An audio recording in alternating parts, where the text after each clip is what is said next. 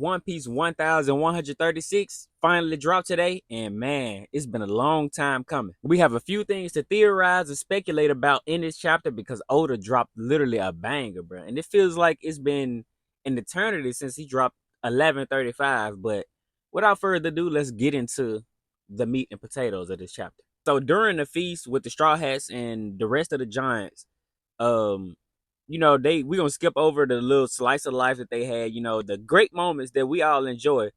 But they were talking to the giant elder Ja Rule, and he dropped a bombshell for us in this chapter, which is that there's more than one sun god. There's the sun god of liberation, which we know as to be Joy Boy or Luffy, and the sun god of destruction, which is up in the air, which more than likely will be Loki.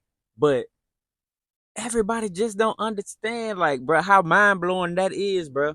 Because this sun god prophecy that they have is crazy to think about. Because if the original sun god Nika failed, and then Joy Boy eventually failed, then the Great Cleansing is something that was supposed to happen. Like, there's no way that it's supposed to end, because if these guys who have the same abilities, or should have the same abilities as Luffy and or Loki or Blackbeard, failed multiple times over generations, then nobody's gonna stop it unless Luffy is gonna be the one who's gonna put an end to their cycle. Then after that, we learned that Loki was prophesied to be the one who was gonna end up killing King Harold anyways. So no matter what they would have done, it would have either been him or Harden. But even after all this, am I the only one that thinks that Loki's still not a bad guy? I don't think he's a bad guy, because I kind of trust Luffy, and Luffy has a good sense when it comes to noticing if people are bad or good.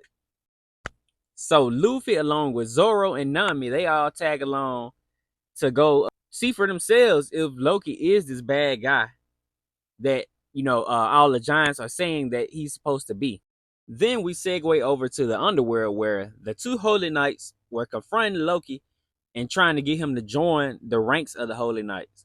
And we also get the name of one of the Holy Knights this chapter, which was Gonko.